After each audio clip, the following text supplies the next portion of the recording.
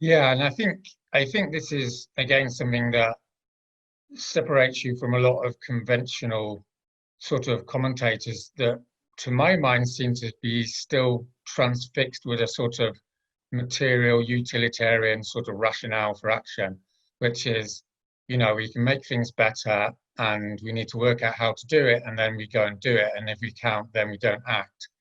And I mean, my reading and the tradition I come from is very much, my parents were Christians as well, and what have you. And the tradition that I feel like I come from is there's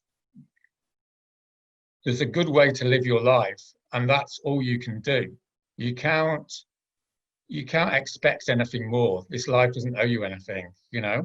And I I think what's sad, I guess, is that we've lost because we've had things so good for so many people, I guess, in the West anyway. You've sort of lost hold of what that actually means. And I'm just wondering whether when the first time I saw your videos, I was quite shocked because I felt like you were talking directly to me because you were sort of you were referring back to some traditions that really don't get referred to. And I feel personally like we need to reconnect with some of those historical philosophies or ways of life or ways of resistance. And I was wondering, maybe to just finish off, you can talk a little bit about what you think those main philosophies or ways of being are, that younger people today can learn from. Well, you're right. As soon as, I would say both for revolutionaries and for the religious, the practical is irrelevant. Hannah Arendt said, don't trust people who say this shouldn't be done or this oughtn't to be done. Only trust those people who say I can't. It's not about what's practical. It's about what's right. And I think that when you take what you believe, and so far as you can determine it, as a moral stance, and you don't pay a cost, then it's probably not that moral. But I think for the revolutionary, the radical, and ultimately the religious, it does come down to, as Arendt said, I mean, I can't.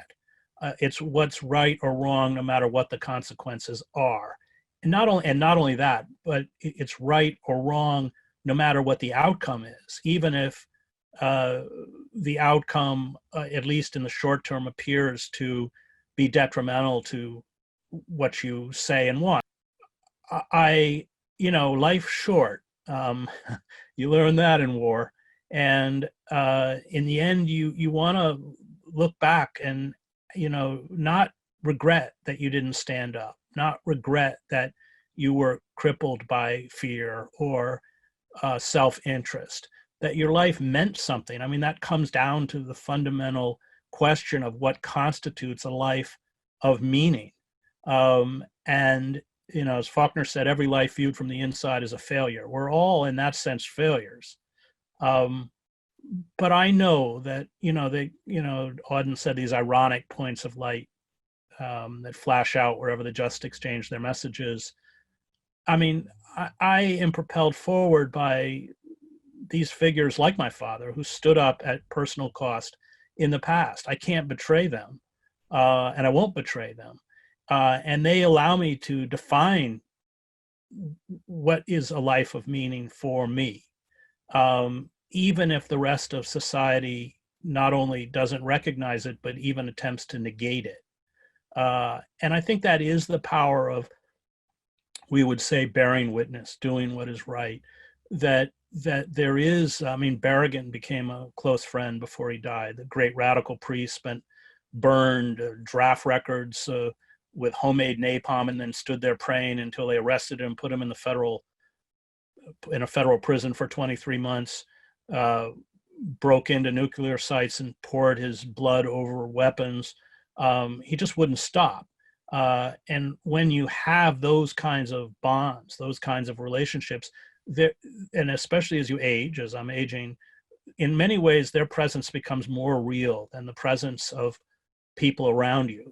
They're constantly, I mean, it's very close to the theologian James Cone, who we just lost. America, hands down, America's greatest theologian. His book, The Cross and the Lynching Tree, is stunning, where he condemns the white church and white theologians for never denouncing lynching, which they never did. no theologian ever mentioned it. And he talks about lynching as a modern form of crucifixion, because remember, they lynched children. And he said, there it was, the crucifixion right in front of them, and the church couldn't see it. And he talks about that commitment to the crucified of the earth. And that's our role, that we are to stand with the crucified of the earth, and that when you truly stand with the oppressed, ultimately you will be treated like the oppressed. And of course, that is the greatest validation of a life.